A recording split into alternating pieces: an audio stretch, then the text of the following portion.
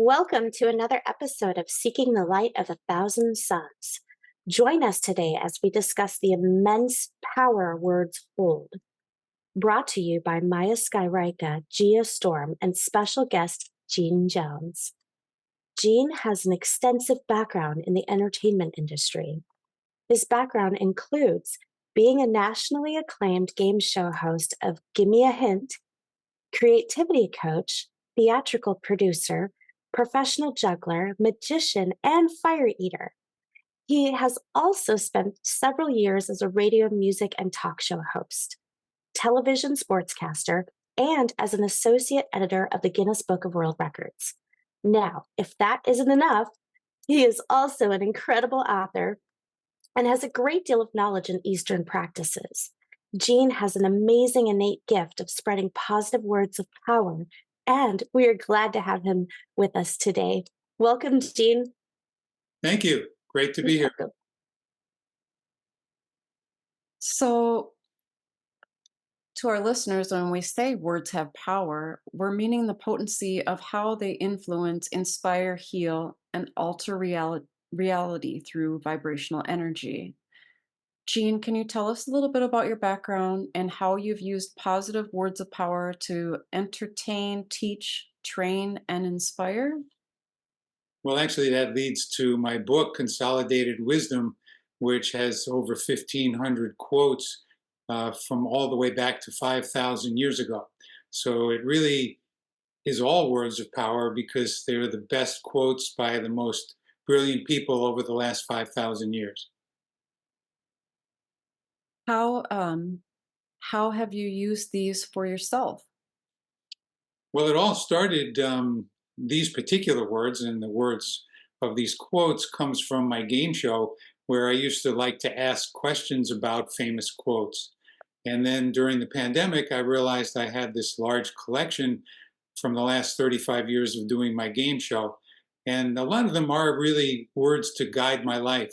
I would say that there's so many different quotes in different subjects and different genres that really have impacted my life as well as hopefully other people that I exposed them to. I can say so far it's impacted mine. Well, that's a good thing.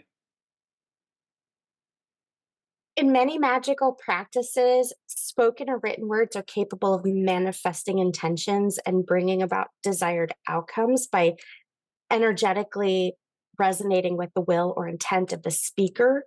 Do you have a ton of experience with spreading joy, wisdom, inspiration, creativity, and positive energy to a multitude of different audiences? Well, that's a pretty widespread question there. Absolutely. I mean, that's what I've done my whole life. I started out my career just wanting to make people smile as an entertainer. And then I said, I really would like to make them laugh. And then I said, I've got to make them think while they're laughing. And now I'm trying to enrich people's lives. And there's a number of quotes in the book that come to mind when you ask those questions. But I'd like to jump to something, because that's a very profound question, jump to something much more deep in my own spiritual practice, which is the use of Sanskrit mantras in my everyday life. And that's an energetically based language to start with, as opposed to a more intellectual language that English or most of the Romance languages are. So I do Sanskrit mantra every day. And I have an assortment of Sanskrit mantras that I use. In fact, the dedication to my book is to my spiritual teacher, Thomas Ashley Ferran, who is the world's leading authority on westernizing Sanskrit mantra. And on the back page of the book, I put the Gayatri mantra, which is one of the best mantras for enlightenment. Oh, wow. That's awesome. How did this start for you? Like at what age did you start noticing that you are a performer and you have the ability to influence other people with words? Well, at first, it's interesting that you ask who you put the line with words. I started out as a mime, as an entertainer, so I didn't talk, and That's awesome. I had to communicate with physical movement instead of language. And then it's a long story how I became a fire eater and a professional juggler. But when I put all those things together, I created a one-man variety show. And then every once in a while, I would break out of the silence and do some comedy sketches that were verbal. So people would be kind of shocked when this person who was working silently all of a sudden started talking. So that was the beginning of bringing words into my performing life. And as I said, my original goal was just to make people smile. But as you start to develop and spend time in any role in life, you start to want to expand it. At least I did. So that's why it expanded one step at a time into what it became. That's fascinating. It also, because I have a science background, and it gets my brain moving in that direction of, the heightened connection between understanding the nonverbal and the verbal interpersonal communications. It's really cool. Well, since you're a spiritually oriented show, I'll mention that my spiritual journey was really not part of that early part of my career. My spiritual journey really began in 1995 after I had a very serious car accident and was injured. And it was very hard for me to recover physically until I went to a place that specialized in alternative healing.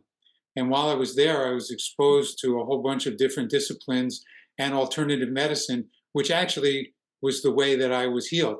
And that led me, when I came back to New York, which is where I'm from, for some reason I would wander around after I would do business in Midtown Manhattan. And I always was looking, it seemed, for a Tibetan store. And when I would go into Yeah. the Tibetan store, I would always kind of look at their bowls.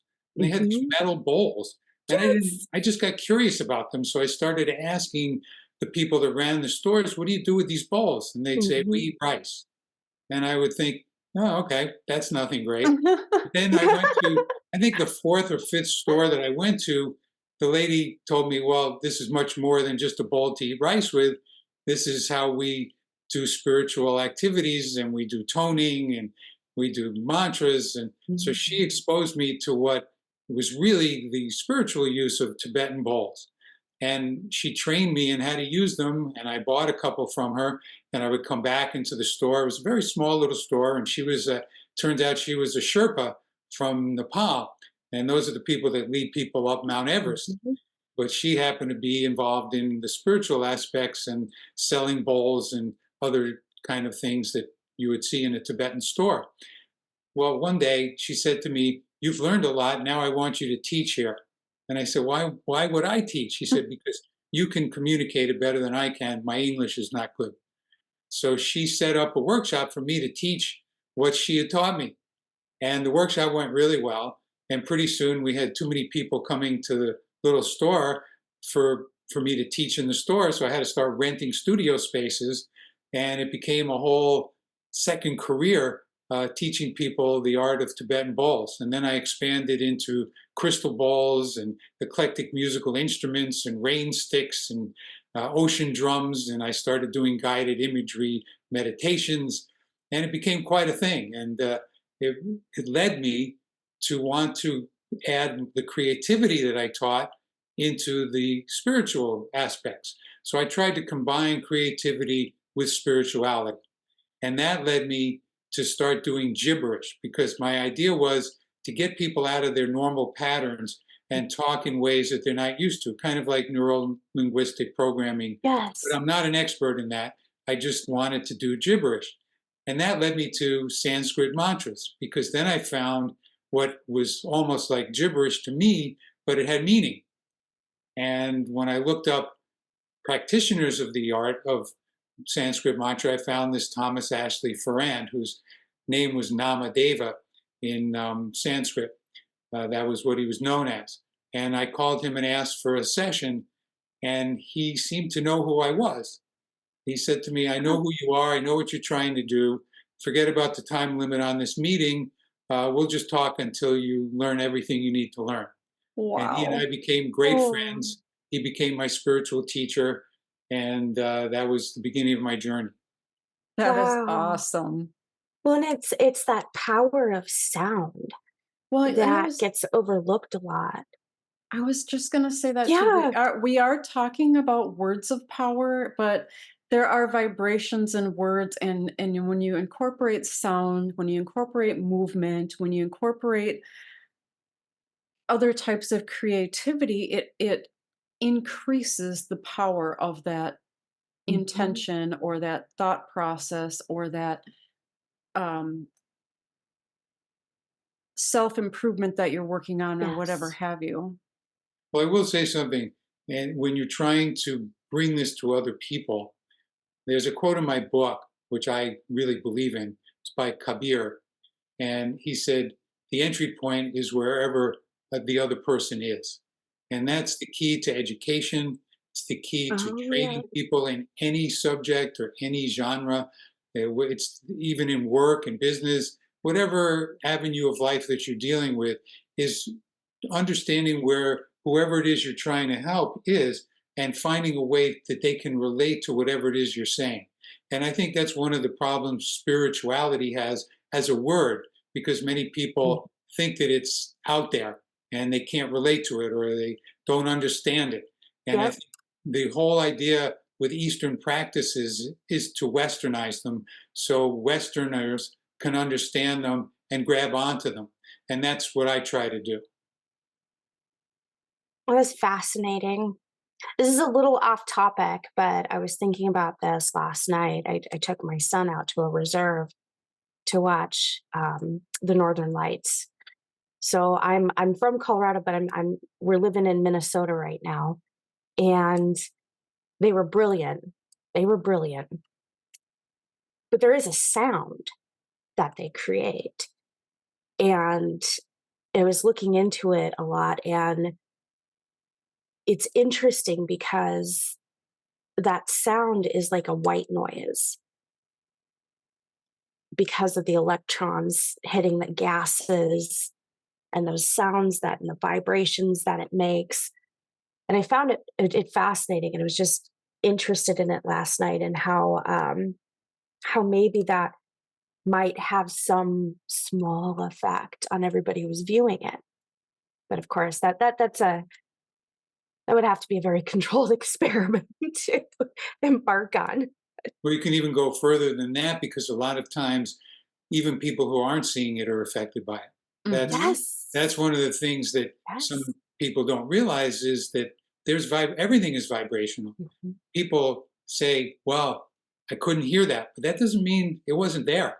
I mean, dogs hear things we can't hear because their range of hearing is so much wider than ours. And light is vibrational, only we can't hear it, we see it. It's in a higher range, which is beyond our ability to hear. So vibrations are all around us, and they're in the rooms we're in. They're between two people. In fact, when I teach sound healing, I talk about intervals, and intervals are the vibrational level between two things, and it could be two people, or you and an Yes. object, you and another species, you and your dog. I mean, when people say, "Oh, he's really humming along," it, Mhm. there's a meaning to that. There is a vibrational feeling or actual number that you could measure somehow if you had the right things to calibrate it. Well, you can see that too. So, like when you go to watch a symphony perform, those sounds and combinations thereof, you can see when you look around how it's affecting each one of the audience members in there. And it's, they, whether they even know the piece that's being played or not, they have those levels of emotional stages that they're actively receiving from those sounds and the impacts. Well, certain Beautiful. vibrations actually directly affect brain waves. Mhm. And the sound healers, that's what they deal with all the time, is knowing what vibration effects are in the brain. And therefore, say you want to stimulate someone, you might look for dissonant vibrations. If you want to Yes. calm someone down, you look for resonation and resonance. So different vibrations have different effects. And you can work with tuning forks, which are much more exact, where you actually know the specific vibration of the tuning fork. With Tibetan bowls, they're much more general because there's multiple metals in the bowls, and therefore there's a number of different vibrations coming out of any bowl at any time. That's fascinating. Thank you. Yeah. Well, I actually have a chapter in my book on vibrational resonance and health. It's a little bit esoteric, but I try to explain everything. And when I say explain, I'm using quotes of other people, and then I do commentaries at the end of each chapter. So the quotes actually explain a lot of these vibrational effects that can really help people. There's a thing called psychoneuroimmunology, which Mm, is a term Deepak Chopra started to use a yes. number of years ago. But it's the whole idea of how the mind affects the body and how you can actually heal by changing your thought patterns. Like reprogramming those neural waves to Mhm. some degree, right? Absolutely. I'm glad that we kind of took a little bit of this turn because one of the things that I was going to say was that to me, the Consolidated Wisdom book, it didn't it didn't seem like it was only a profound collection of quotes over centuries. It felt like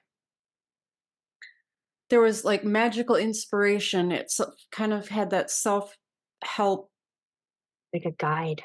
power, words of power, like an alignment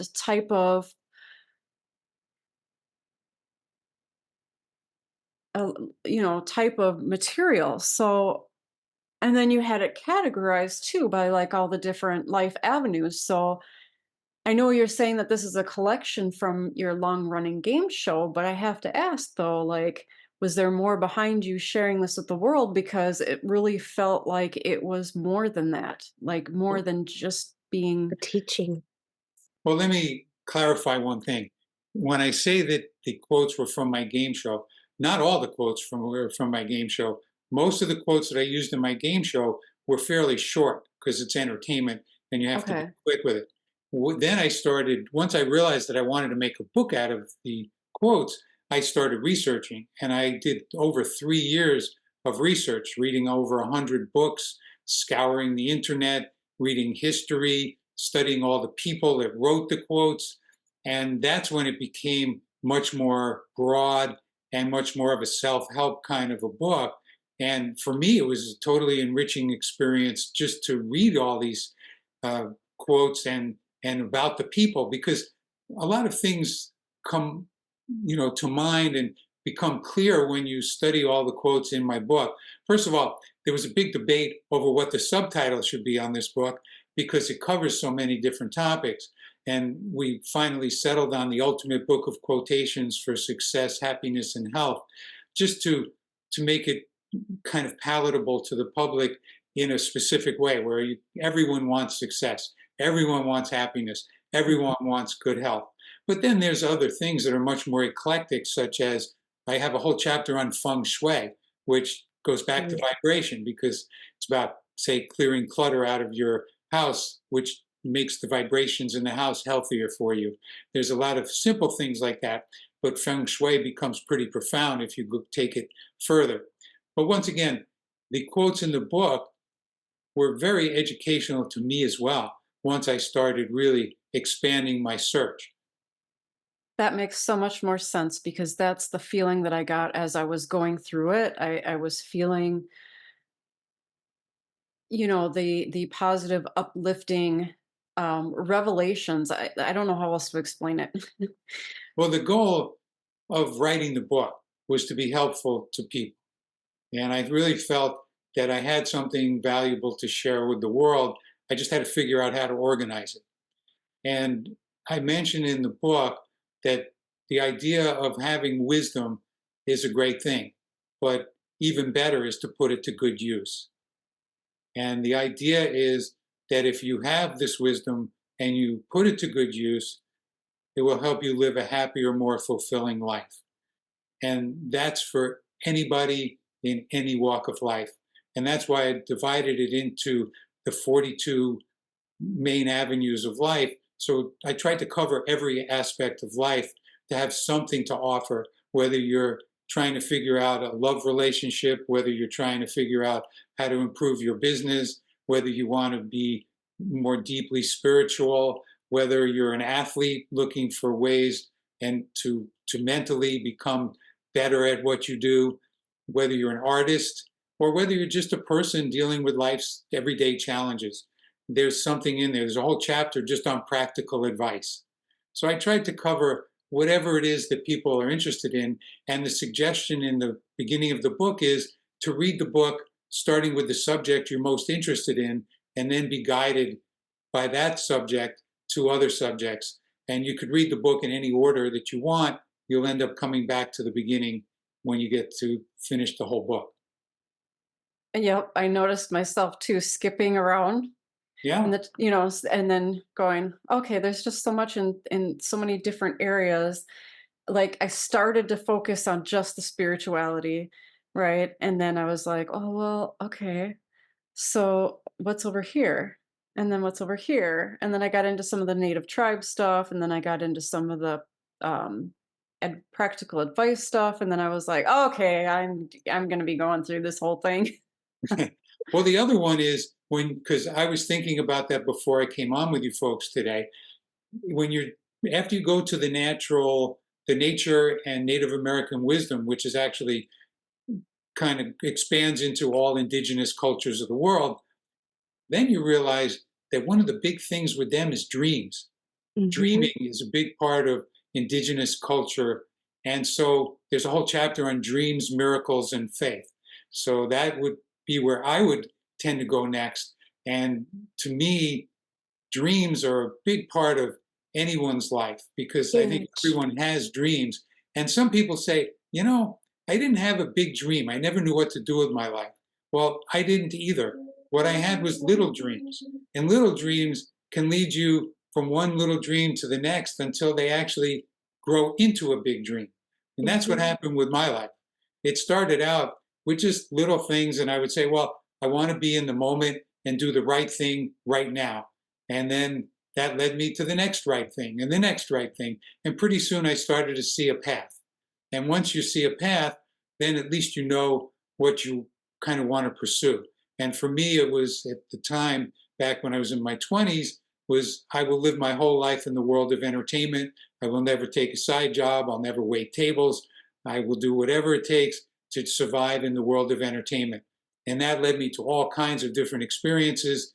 And I had a little bit of a knack for business as well. So I didn't just entertain. I was a producer, a director, and that led me to all kinds of other opportunities. So for So curiosity, dreams as in goals, but did you find that in your sleep dreams that you were also receiving information to lead you and guide you on the goal dreams in your life too? Well, they do now. But I hate to disappoint you. When I was younger, I would dream about shooting basketballs and water skiing. I used to dream. My favorite dream when I was younger, because I was a water ski instructor one summer, and there was nothing at that time that I loved more than getting up on water skis, either early in the morning when the sun was coming up or late at night when the sun was going down. The reason being, water on a lake gets glassy clear and smooth early in the day and at sunset. And the skis just kind of knife through the water. And it's just a beautiful feeling.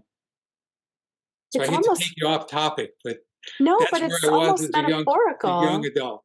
Yeah, but I mean, it could be seen as metaphorical too, because, you know, dreaming about what you loved at the time and showing how you could have that serenity kind of could be, not, I mean, maybe I'm pulling at straws, but could be leading to how following your dreams and being dedicated in them will lead you to that life of serenity that encompasses your ultimate goals. Well, when you talk about being at peace or Hmm. calm, I was pretty much that kind of person. I tended to be happy all the time, and I remember not even knowing about when I took acting at first. I almost flunked the course because they tried to say, "Well, aren't you angry about something?" Because I had to Oh show anger in a yeah. scene, and I couldn't do it. And they said, "Well, think of some time when you were angry." I go, "Well, I don't know. I can't really." And so the teacher got very frustrated with me. But I would like to say something about spirituality. To me, the goal of spirituality is mindfulness. And Hmm. being mindful is being present and in the moment. And that is something that I naturally was at all times. Whatever I was doing, I was 100% there. And when you can focus all of your energies and your mental abilities on whatever you're working on, that's how you can achieve something with it. Oh, that I love sounds that. so phenomenal. Yeah, it does. Yes, it does. And that's I, still what I try to help people find is a more mindful approach to whatever they're doing. and it's not easy. It is not easy. I know that. I So know is personally it's not easy. Go ahead. I'm sorry. So Mhm. would you say then that that's how these wisdom meditations came into play too? Yeah. Because it sounds like, with some of the stuff that we've talked up to leading to this point, you've had this goal of I'm going to show you the doors and then I'm going to show you how to open them and align your subconscious with it in the end. Is that a right interpretation of what? Well, being a trained improvisational actor, I studied commedia dell'arte and other forms, and also really always believing that there is no box. They say think out of the Mhm. box, and I say just don't have a box. So when I deal with any individual, I don't have an idea of what I'm going to do until I talk to that person. So there is no one approach that I use. And that's the advantage of having multiple disciplines at my disposal because I might choose one or one combination with one person and another combination with another person. And I really let the person, my intuition towards that person, dictate how I'm going to proceed. Unless that person comes to me and says, I want to learn how to do work with a Tibetan bowl. So we'll start with the bowl. But, that's not necessarily how I would start with any one person, especially if they have a particular challenge, then everything has to be filtered into that particular, you know, challenge.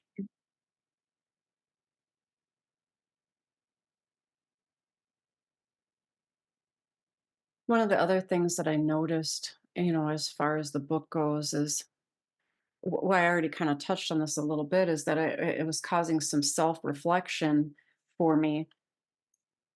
And it's funny how that works because you open it up not thinking, you're thinking, I'm going to read these. Oh, these are profound. But then all of a sudden you like reflect on yourself. It's an amazing effect. But more recently, Gia and I had a podcast on working on your shadow self. And so, I mean, very quickly into the book, that's what happened with me is I had reflections coming back at me like almost immediately. And so it's been profound. I've not had it very long. As you know, when we spoke, it was just released. So I had gotten it on Kindle. I let's see, it was available May 1st. I think I bought it the 6th or the 7th. So I mean, I got a long ways to go yet, but there's two of my favorites so far that have been very profound for me. Which ones? I'm curious. Um, the greatest good you can do for another is not just share your riches, but to reveal to him his own. And I'm a huge offender. So this is where the self-reflection came in. Like, I'm always trying to fix it. I'm trying to help. I get my hands in. I am a do it for kind of person and not the give them the way. I think, and I tell myself in these situations, if I just do it, it'll be quick, or whatever have you. And so as I'm reading this, the first thing I think of is, yeah, because teaching someone would help them feel empowered and fulfilled instead of me doing it for them and disempowering them, making them dependent. Well, I believe that quote was by Benjamin Disraeli. And Yes. yeah, and there's another quote in the book that's very similar, by Mark Twain, who says, "The great ones feel that you make you feel that you too can be great." Mm. And that points out to one of the aspects of the book. And I don't mean to go off your topic because I'll come That's right okay. back to it. But Hmm. I have these little sections in each chapter called "Great Minds Think Alike."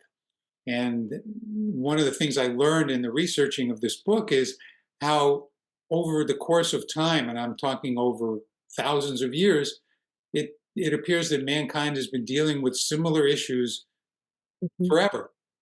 And so what I tried to do was show that by having quotes by different people from different countries or different eras that were dealing with the same issues. And that's why I mentioned Mark Twain, because he and Benjamin Disraeli, you know, had similar quotes. And there's another quote that I really like is "Let no one come to you that doesn't leave happier." And that's one of the Oh, ones that I've I lived love my it. life by. That was Mother Teresa. uh, I But love that when you quote. talked about how reading some of these quotes caused you to do some introspection, that's exactly what I would hope it does for many people, and that they can come up with some answers for themselves. Because the whole idea of the book is to get people to think, and maybe to think more effectively, or whatever, thought process that will improve their life.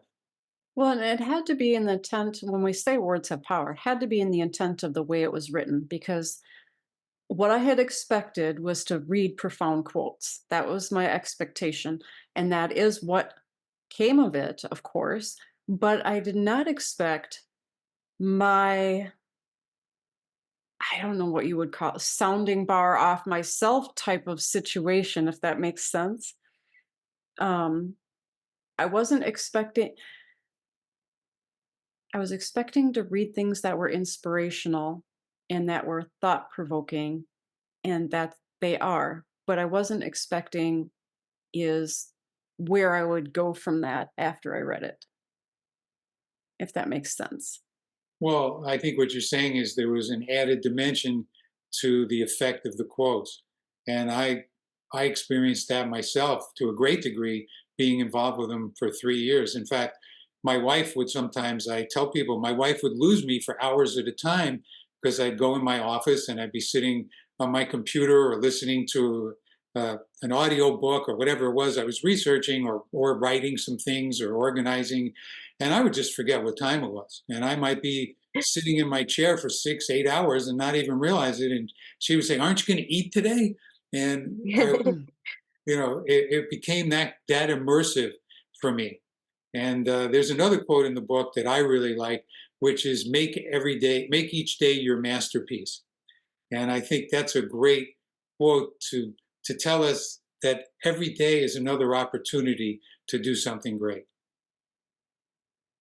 That kind of was like my second favorite. My second favorite was the secret of change is to focus all your energy not fighting the old, but on building the new. And that's a huge struggle of mine, because as I'm running like, a scared victim, I'm always looking back once I get a little ahead, thinking, or I'm expecting, the past to catch up with me like a predator. Yeah. And I've had a girlfriend of mine that has really brought into play, and this just before, reading this, that kept bringing into play, stop looking backward. Stop looking backward. She would keep saying stop. So of course, when I read this, I'm like, stop looking backward. The past is the past. Step forward into the new opportunities. Step forward into the new. So I Well, thought, in that case, the chapter I recommend you read next okay, is chapter 1, which is Wisdom, History, and the Future. okay. And there's a whole series of quotes on exactly the issue that you're talking about. Yay. I hadn't gotten there yet. I skipped right to spirituality and Absolutely. Well, as I was thinking about it, if I was starting with spirituality, I'd probably go to Native American wisdom, which also ties into nature. That chapter has both of them Mhm. because of the nature is where Native American wisdom comes from. Mhm. So they're very interrelated. And then I would probably hop to dreams, and then I would go to wisdom, history, and the future. But since you mentioned the idea of looking back, you don't want to get tripped by the past as you move into the future. And I will mention that in none of these quotes do I give my opinion. I just let the quotes stand for themselves. You let them And do what they I'm do. happy to Yes. discuss what they might be implying. And at the end of each chapter, I do consolidate every chapter, which is how I came up with the title of the book, which is where I'll take one or more issues that are discussed in each chapter and discuss them further. Well, um, so, and what you're saying was, profound for you, and what I'm saying was profound for me. Of Sure. course, of course, not everybody is the same. We're all unique, but I really feel like that there was so much that it really could be profound for anyone or transformational for anyone. I would be most pleased if it is. And in my opinion, and that's the general category that I use when I'm teaching, is tools for transformation. And all of the things that we've discussed imply a different tool of for transformation. You can do sound healing, you can do Sanskrit mantras, you can read wisdom books, you can do meditations. There's so many other things as well that you can do qigong, which is something else that I've taught and studied over the years. So there's physical things like yoga and qigong. There's mental things like Sanskrit mantra and wisdom rituals. Then there's all kinds of other rituals that become very spiritual as well, which takes you back to Native American and indigenous cultures. Where do where does one, I mean, you go onto the internet and you can Google things and about a million other things come up, right? And some of them are great sites, some of them are terrible sites. Are there some favorite research places that you like to go to for the Sanskrit mantras? I don't, just so you know, I didn't do any training online learning Sanskrit. I had my own spiritual teacher who guided me, and he wrote books, and I studied his books and his writings and his audio tapes, and went to workshops and actually did workshops with him. In the end, we did sound healing and Sanskrit mantras, because that was what I ended up doing, was combining the two in my teaching. So I don't really have favorite websites. I don't pass judgment on anybody else's work. I just kind of try and do my own. I like it. So before we go into where our listeners or how our listeners can harness the power of words in their own lives, can you please tell our listeners where they can find your book, The 9 Pillars of Creativity, and more about the other coaching you offer as well? Well, I just have to correct you. I don't have a book, The 9 Pillars of Creativity. My book is Consolidated Wisdom. The 9 Pillars of Creativity will be a future book, but it is now, the Ah, outline of it is on my website, and people got can it. actually get a free download of it, of the 9 pillars, which just lists the 9 pillars and what they stand for. Um, just by going to my website, genejoneswisdom.com, Mhm. and there's a free download right there. So they can get introduced to the concept. And what the 9 pillars of creativity are the 9 characteristics and traits that I used in my life to live a creative life. And I found them actually in retrospect, looking back on my career when I was teaching breakthrough thinking. I tried to break down how to teach breakthrough thinking to other people, and I used myself as an example. And in so doing, I realized that these were the 9 pillars and the 9 traits that led me to live my creative life. And then the key is to learn how to enhance those pillars within your own self. Thank you. And Consolidated Wisdom, where can our listeners find that? Well, the easiest place to do it is you can go to my website and click Buy Now. And that just takes you to Amazon. Or you can go to Amazon.com. And I use my middle initial because there's other Gene Joneses, so people won't confuse me with others. It's Gene S. Jones, that's S as in Sam. So you can go onto Amazon.com and either put in Consolidated Wisdom or Gene S. Jones, and my book will come up. If they put in my name, then one of my other books will also come up, Younger and Wiser. And that's also on the genejoneswisdom.com too, isn't it?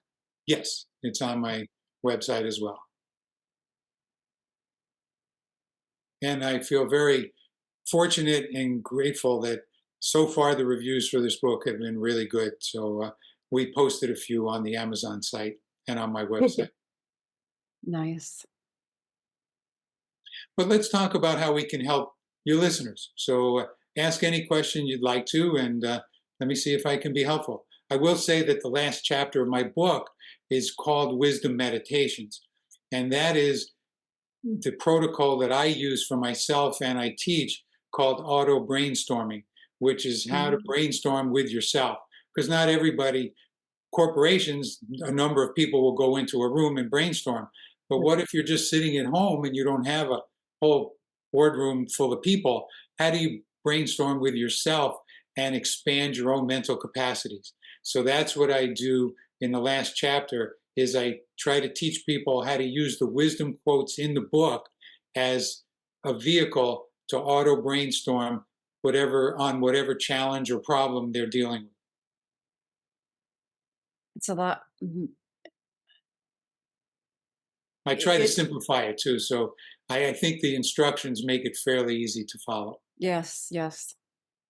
Yep. And I love the pre-examples too. There's a few pre-examples of, how to have the right setting, seating, and that kind of stuff as well.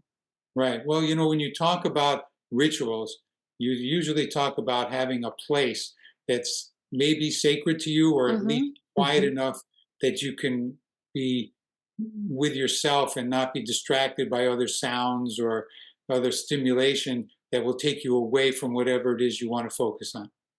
That's right. Well, we feel like as we go through these that you can chime in however you would like to chime in as we go along. Just have a couple points to hit on how words of power can, how people can, how our listeners can harness the words of power in their life. Well, I I think think, the oh, oh, go excuse ahead. me, I think you're pointing out when you say words of power, their words are powerful. And Mhm. I think it's important that we're all very conscious of how we use words, even when we're not using specific words of power, just the way we talk to people. And that, part of spirituality is respecting whatever rituals and whatever belief systems other people have rather than judging them. Mhm. Absolutely. I think the first one that I always struggle with is trusting my words of power, which is for me a little bizarre because when I do when I do intention setting for the positive for someone who asks me to, I back it up with complete confidence. But then doing it for myself, I hear or feel that moment where I lack that confidence when expressing it out loud or even internally. Would that be the intention itself, or would that be the conviction behind it? Sometimes it's either one or both. Um, I guess in a way, Maya, like when you're helping other people out, right? How, you put yourself in the background and you put them in the forefront. I do the same, but then when I go to try to set positive intentions for myself, I don't have that conviction behind it. Um, I don't know if it's like where maybe I lack trust in my own ability to set those intentions or that they're truly going to work or what it is. I write myself silly nursery rhymes. I love that. I write myself something like I'm telling myself through my writing. And I feel like when I do that and I read it and I laugh and I smile and it feels good and it feels positive, when I do it, Mhm. it's working. Well, I think you just hit on something very important, Gia, and that is the fact that we all are much better at giving other people advice than we are at giving ourselves Yes. advice or taking our own advice. So, in other words, sometimes we know better, but it's hard to actually do that. And one of the things is having the confidence in your own self. But I would even go further than that and say that it's really so important to be able to not judge yourself. And when you're not confident in what you're saying, you're actually judging yourself like, oh, maybe I was just thinking that and I was wrong, or maybe it worked for other people, but not for me. Whatever the overthinking you can do. And True. and that goes back to the teaching of creativity, because when you're trying to teach brainstorming or ideation, which is the trying to get the best ideas Mhm. out of all the things, the key is always non-judgment when you're in in that phase. There's plenty of time later to analyze and refocus and all that. But when you're trying to get your ideas organized and to decide on how you feel about something, the best thing is not to judge yourself. And if you can somehow get rid of that judgmental part of your own mind, you'll find that your thoughts will flow much better.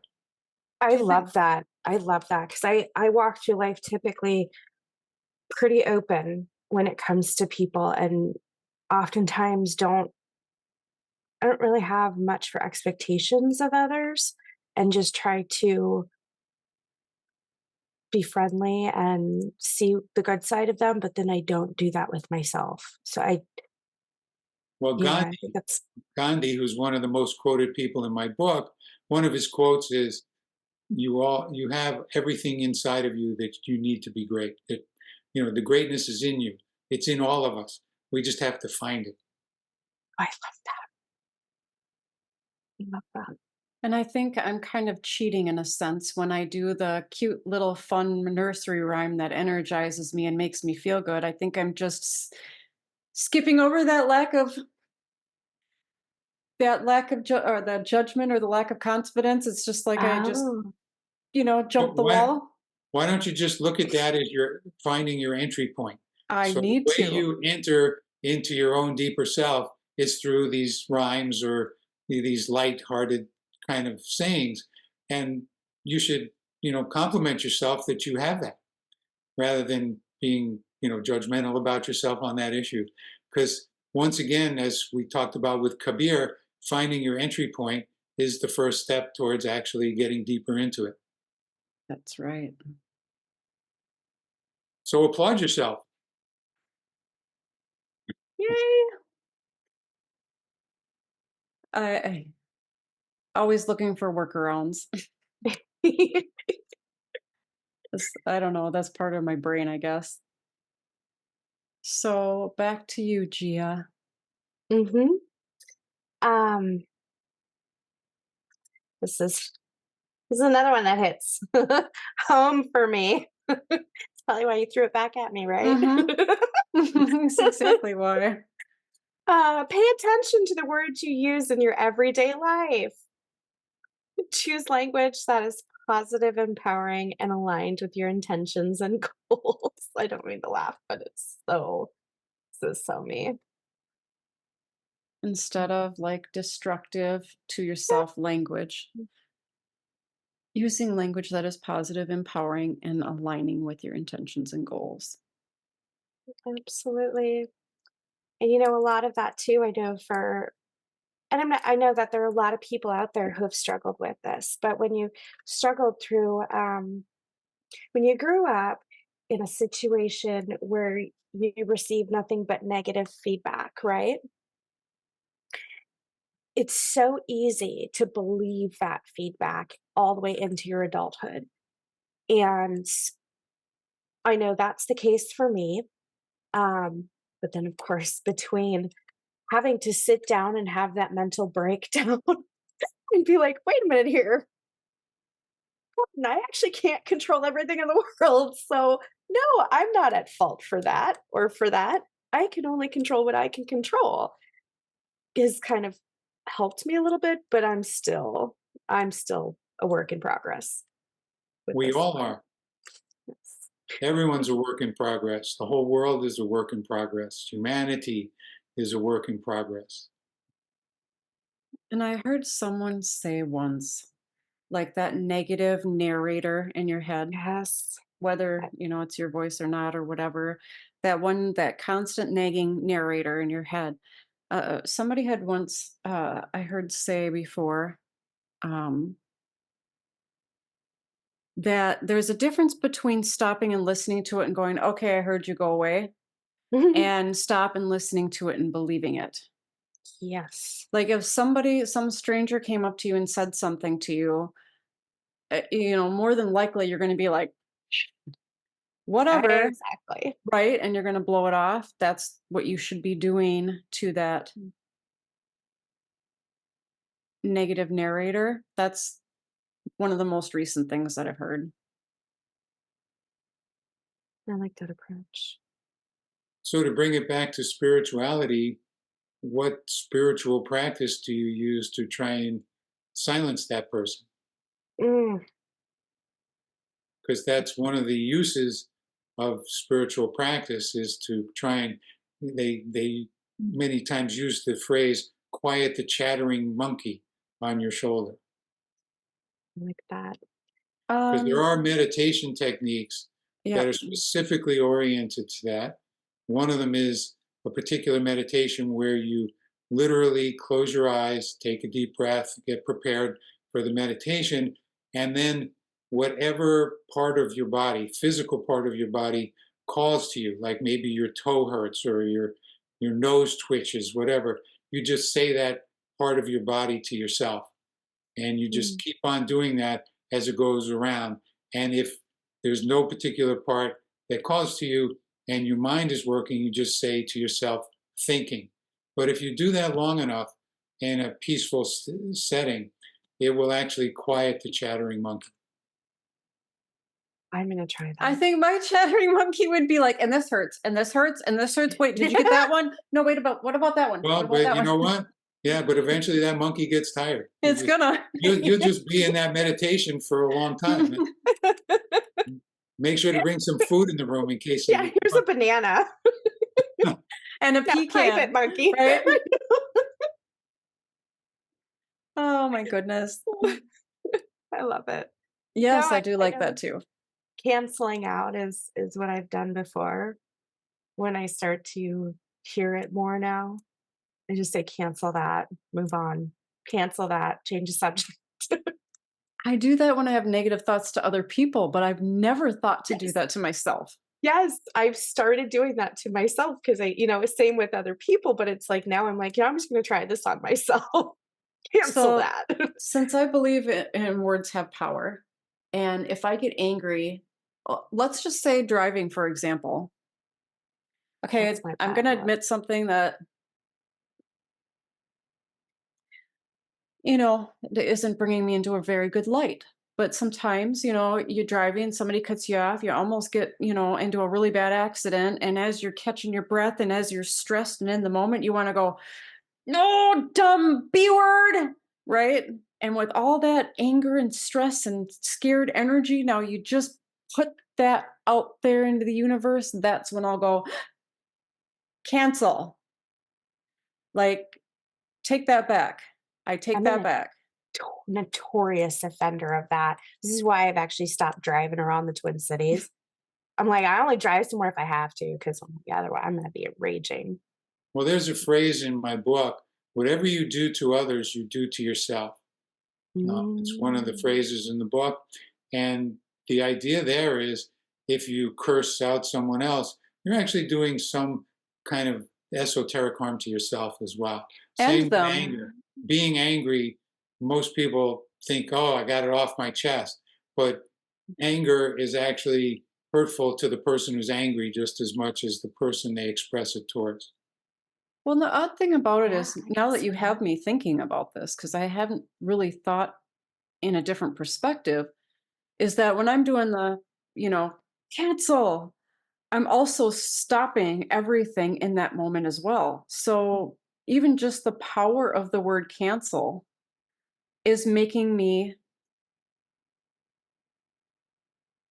as I'm thinking that I'm taking my energy back, right? I'm not putting that out there into the universe. It's also stopping my brain in that rage mode that had already been, on the train. Like all of a sudden everything just stops. You're Well, not spiraling. this brings us back to your initial discussion of vibrations, because what's happening is you're changing vibrationally when you get into that state, and that vibration Yeah. doesn't feel right to you. It doesn't feel healthy. You don't want to really stay in that state of vibration. But the question is, how do you change your vibrational state to get out of it? And that's where people can use spiritual practice Hmm. to actually improve their own vibrational state. And for those who think using the word vibrational is too woo-wee, you could just say basically your mental state, because Hmm. your mental state is your vibrational state. It's just a different way of describing it. I like that. And you're absolutely right about that too, because when I Mm. think about the times that I have to say cancel or I take that back, are the times of high emotional instability, whether it be Mhm. fear or stress running amok. Spirals. Hmm. It spirals. It really does. So for the next one, I actually did do this fairly recently with two examples, which is create personalized affirmations, mantras, or positive words that reflect your desires and aspirations. Repeat them regularly with conviction and belief. And even though I've had so many struggles with this, um, twice I've done this that I know of for sure. I mean, that were huge for me. Um, One, when I was pregnant with my son, every day, every day in my head, out loud to my son, I would tell him over and over and over, I would always take care of you. I will be the best mom I can. I will break the cycle of all the toxic stuff that has been passed down from family member to family member. And I mean, I built up this whole image of how I wanted to be his mom to him. And I continue it even to this day, and I'm amazed because even when I have moments where I'm like dysregulated or something in my own mind, it comes up into my head.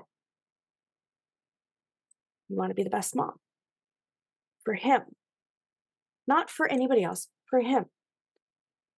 And then it suddenly like changes things in a very positive way. The other one was last year, I told myself, the universe, every single little ant on this planet that comes up to me, you name it, I am going to write a novel. I'm going to do it. I'm going to finish a novel. I'm going to write it and I'm going to finish it. And no matter how tired I've been over the past year, I kept to it. I kept to it, and then just recently finished it a few weeks ago. Those were the two that I had created these personalized affirmations for myself and really directed a lot of positivity in what I wanted to achieve with a dream. And there's still a lot of hard work, of course, but it's working and it's changing my mindset slowly. I think one of the things too with positive affirmations that is really important if positive affirmations are going to be used is not to use words like don't or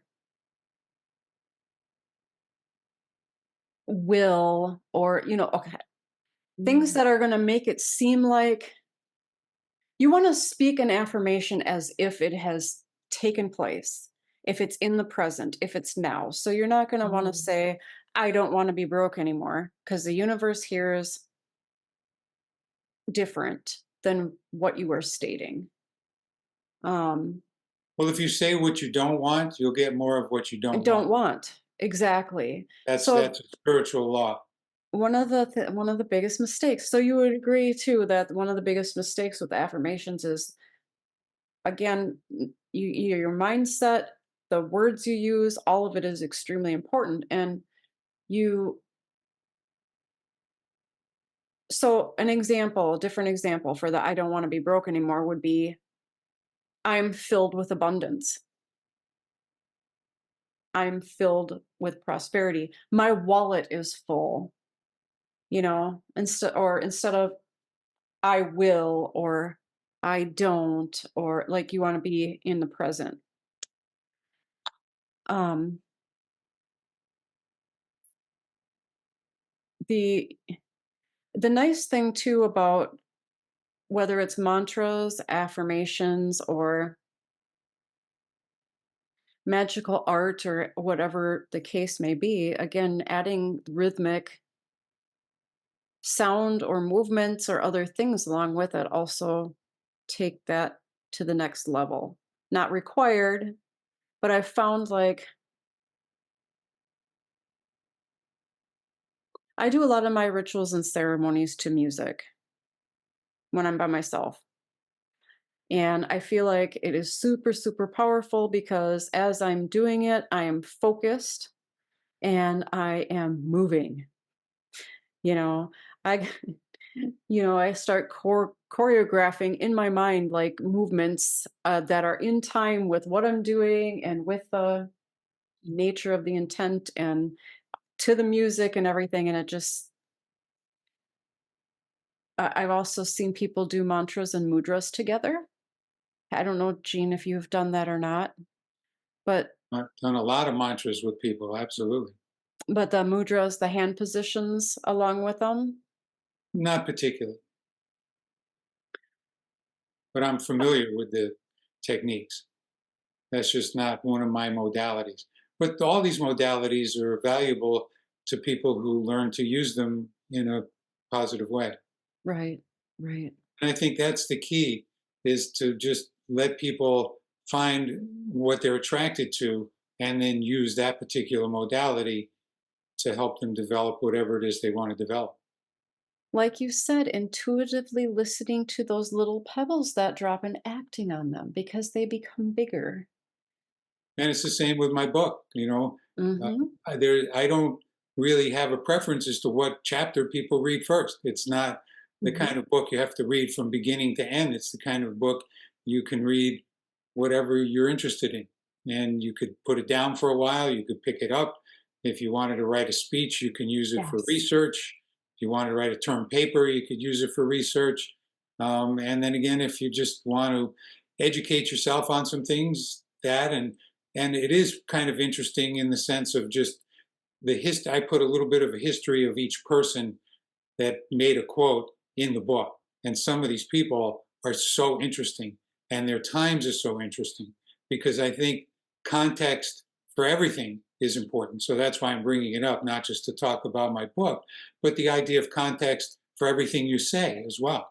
The use of language, the context that you use the language in. The same words could take on different meaning depending on the context. And the inflection and the way it's delivered and such too. Absolutely. Absolutely. Yep. I had kind of an interesting thought on this. Again, this is my, I guess, my science background brain coming into play. You know, the universe has a balance, right? And positive, negatives, light, dark, etc. It, we see, like, if you look at even blood types, right? There's no positive, there's no negative. Um, and granted, there's no research that I've seen so far into this of some people actually attracting more of the negative to cancel the negative and make it a positive, like in mathematics. Whereas you have people who attract positive when they're putting positive out. Okay. With that kind of thought process, it makes me question now that whether or not sometimes there are people who may put positive things out into the universe,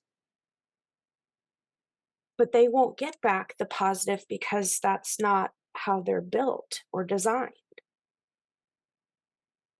And I know that's a really loaded thought, but and there's not much evidence, but it just makes me wonder about it, especially from the science background, because it's everything is, you've got two sides of every single coin, and not every one individual is of that same side of the coin. Well, you're talking about resonance and entropy.